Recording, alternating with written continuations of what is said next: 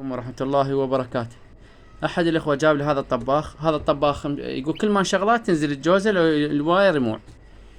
فشنو هسه فتحنا البراغي، أنا فاتح المسبقة سرعة الفيديو، إضافة إلى شغلنا على السريع. سوي شي يطلع عندنا بسم الله الرحمن الرحيم، يعني مشرت وجاي شي يسوي شلون مشرت. طفي نرفع شوف شنو اللي يطلع عندنا. يعني هذا إذا يشتغل على الكهرباء قبل يطق أما الجوزة أما الواير يموع. الواير توني سويته هذا الواير ذا جاي تشوفونه ضرب الواير. اضافه الى شنو هسه عندنا اجراءات. اول مره هذا المكثف منتفخ، هاي اول خطوه. هسه ايش راح نسوي وياكم خطوه بخطوه، بس راح اقرب الكاميرا شويه.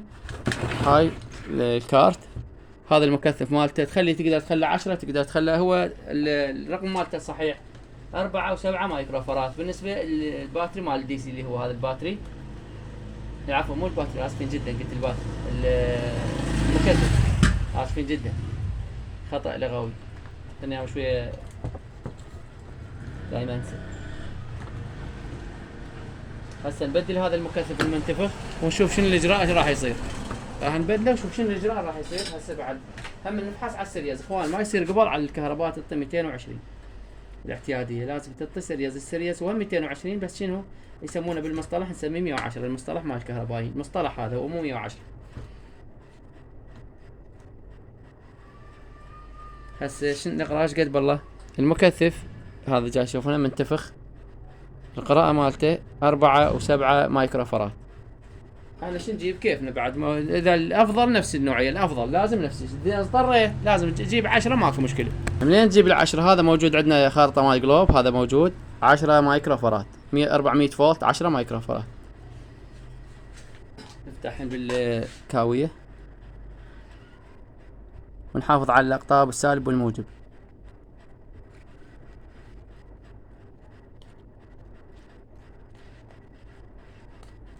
هاي رفعناه، هذا هنا علامة ناقص وهذا زائد. هنا نفس العملية، هم مخلين علامات. هسه نسوي نلحمهن ونجرب على السرياز مرة ثانية. نلحم من أول وياكم. هذا اللي لحمنا القطب الأول وهذا القطب الثاني.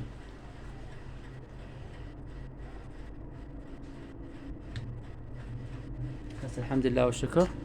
هسه على مود تكونون واضحين، هذا الناقص على هذا الخطوط وهذا الزائد على هاي الصفحة.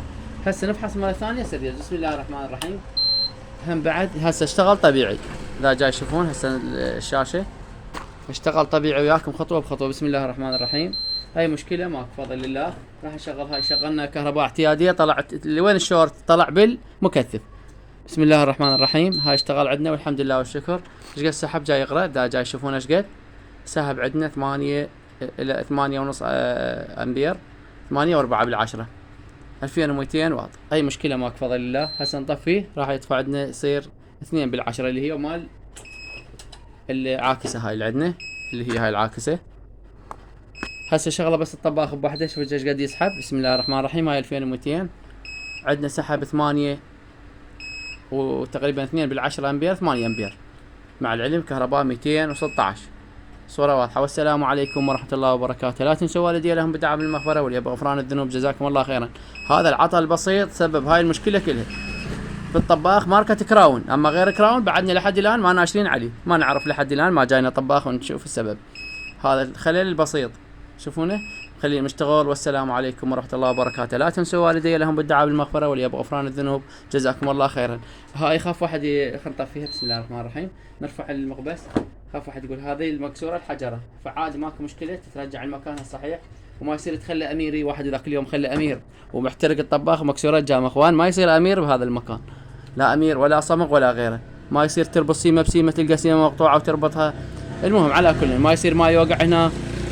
هاي احد الاسباب اللي دائما تحدث ويانا تجيبونها البيوت، فمرات يسوي راح يعرف واحد او شيء خطيه فيضر اهله ويضر نفسه. اضافه الى هدر مال وهدر وقت نفس الشيء، وهذا الوقت محسوب عليه.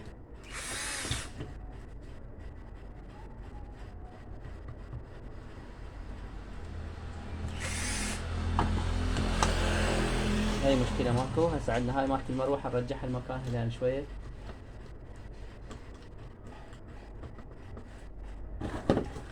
بسم الله الرحمن الرحيم. والسلام عليكم ورحمة الله وبركاته. لا تنسوا والدي لهم بالدعاء المغفرة ولغفران الذنوب، جزاكم الله خيرا.